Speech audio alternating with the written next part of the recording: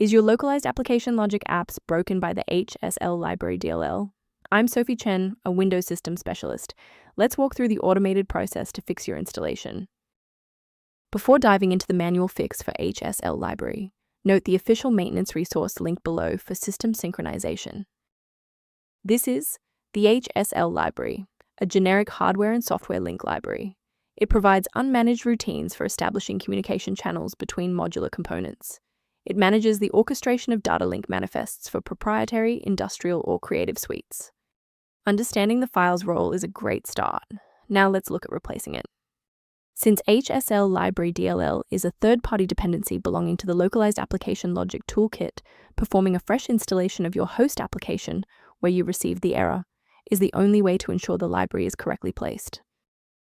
When a standard software refresh isn't enough, we need to bypass the automated installers and look at manual system state resets. A simple restart can resolve file and use errors that mimic a missing Hsl library message. It's a low-effort step that ensures your operating system starts with a clean execution stack. Don't forget to bookmark the video or give it a like before you restart. It's the fastest way to jump right back into this tutorial after the reboot. If you're still stuck after the reboot, stay with me. We're going to try a more targeted approach now. You can pause the video whenever you need to follow along. Since that library file is still unresponsive after the restart, we'll run a repair on the coding environment. First, go to Control Panel, then select Programs and Features. Second, find every Microsoft Visual C++ redistributable, 2005 through 2022. Third, right-click each and select Change, then select Repair. If that fails, download the latest all-in-one VC++ redistributable package from Microsoft's website. Please note that for DLL files with numbers, the number tells you which version to repair. For example, 120 equals 2013. Beyond the repair, maintaining a secure workstation requires avoiding a few common technical mistakes.